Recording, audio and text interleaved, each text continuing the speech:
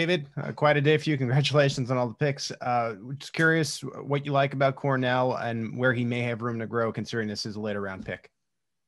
Yeah, Cornell, he's got a lot of ability in him as a receiver, and you got to see it more in the second half of the season. He kind of started to come into his own. He got used to playing, and you could see him really try to dominate and make plays. I think our coaches and us, we see a lot of potential in this kid, even as a late round pick. He knows how to run routes. He's strong. He's got strong hands, and he makes plays. The funny thing about this kid is one of the interns that we had in training camp a couple of years ago from Clemson said, "Hey, this guy, I think the lights turned on," and he was talking about Powell, and he came out and he's kind of shown what our guy said. And it's nice when you got an inside scoop on a guy that's going to be a good player or turn into a good player. Go next to Matt Derrick. Go ahead, Matt. Hey, David, I wanted to ask you kind of about that light turning on because, he had trouble finding the field for a few years there at Clemson.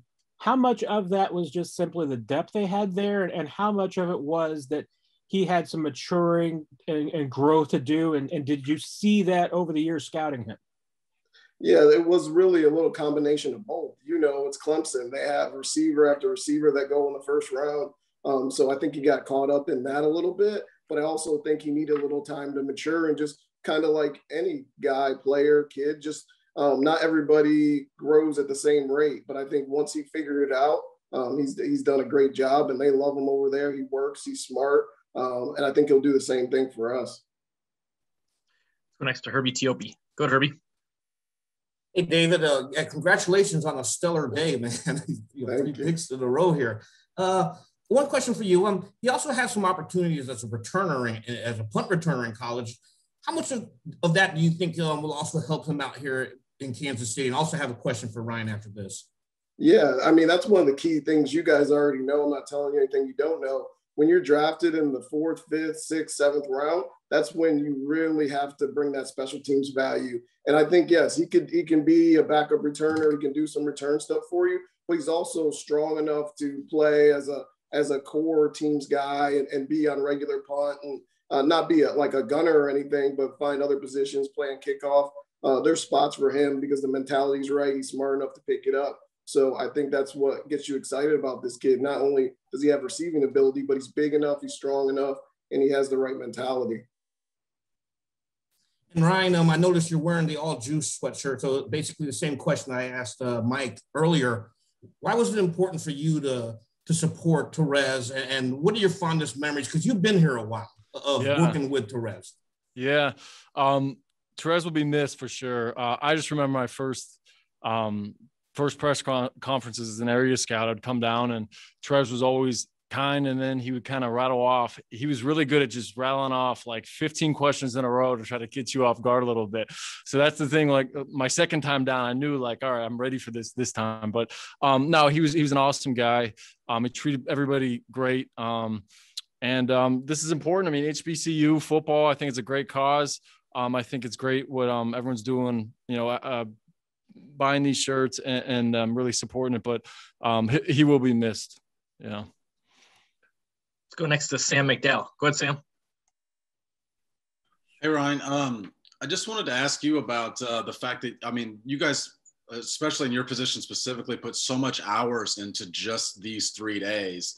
What are the emotions like in the room? Because obviously you get 6 guys, and I'm sure you're really high on a lot more than 6 guys, and just seeing guys go off the board. How does this unfold emotionally for you over these 3 days? The biggest emotions are just trying to keep Brett from trying to trade up so much. No, that was a joke. It's really, there's not a lot of emotion in the draft room because we're so prepared. Like, listen, we set this board and we're confident where we have the guys. And it's a matter of sometimes just being patient and letting the boards kind of, what we say, let the board speak to you. You know what I mean? So we'll sit back and we'll kind of see how things unfold. And then we're going to take the best available player. And then if it's by need, that'd be the next thing. But really it's not forcing anything, and it's just taking the best player. And when you put in the work like we do, the scouts do, the coaches do, and we all come together and kind of get a little bit of a consensus, you're confident. Let's go next to Nick Jacobs. Go ahead, Nick. Ryan, David, this will be for both of you. I'm curious with Powell here, what characteristic or what role do you guys kind of see that he adds to this wide receiver group that may have not been there before his pick? Yeah, I think he brings us some of that value of that X receiver, Sammy leaving, giving you that guy that can get open and make some plays and, be strong and be in position to get the ball from Pat, just a consistent, steady guy for you. Yeah, just to hit on that, he's going to be like our post-up receiver. Like Dave said, when you see this kid, he's big, he's strapped up, he's got big muscles, he's strong, he's very good after the catch. That's kind of where he shines. So who better to use him than Coach Andy Reid, right? Hall of Fame head coach, to use. He finds what your receivers are, what they're best at, and then he'll play the whole. He'll play his game up to that. And I think this kid is going to be great for our offense. And kind of filling in kind of where Sammy left off. We got two more. We'll go Nate and then Adam. Go ahead, Nate. Hey, guys. This is for Ryan. As the director of college scouting, this may seem or feel like an orthodox question, but are there advantages to not having a combine for this process to play out just because it sort of forces you to go maybe harder than what you would normally do in a current year getting ready for the draft? That's a good question. That's interesting because if you just watch tape and just leave it to tape work, sometimes your board's a little different than when after they run and after they test, it can change. And when you just take sometimes what the player is on tape, it can lead to better results because you're going by what you saw and not by maybe what you think he might be based on, this 40 or pushing a guy up because he jumped better than another player. You know what I mean? Now listen, we like having as much information as you can get. So the combine's awesome for that. And medical that's the only, not having a combine was bad in a way too, because we didn't get the medical on all these guys. We got medical on like 150 guys. So, where they or 100 guys where they got their hands on them and then 50 through telemed. But it goes both ways. But in terms of just scouting, sometimes, yeah, it's better just to watch the tape and set a board off of what you see on tape. We'll go last to Adam Teicher. Go ahead, Adam. Hey, Ryan, just wanted to ask you about Cornell Powell. And have you guys had in recent years a receiver he maybe reminds you of at all? I mean, is there any similarities between him and any of your other guys from recent years? Yeah, he's that's a good question. He's got he's a little similar. Comparisons are always tough because I don't want to pigeonhole the kid either.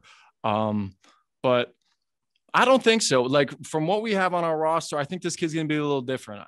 I can't think of somebody that and David, you might be better at this than me on this kid, but he's just different. He's built strong. He's really good after the catch. I think he runs good routes. If you watch these games, BC, Notre Dame, Pitt, Ohio State, I mean, the kid had over 100 yards in all four of those games and kind of stood out as a guy that plays really strong. I think we kind of maybe lacked that a little bit sometimes and some of the receivers we had. So he's a little different there. David, I don't know what you're thinking. Comparisons, anybody? Yeah, I agree with you. And I don't really like to compare guys either because then, like you said, you kind of pigeonhole a guy. But exactly what Ryan said, like this is a strong guy with strong hands that has enough route savvy. And it is a little something slightly different from what we have on our team.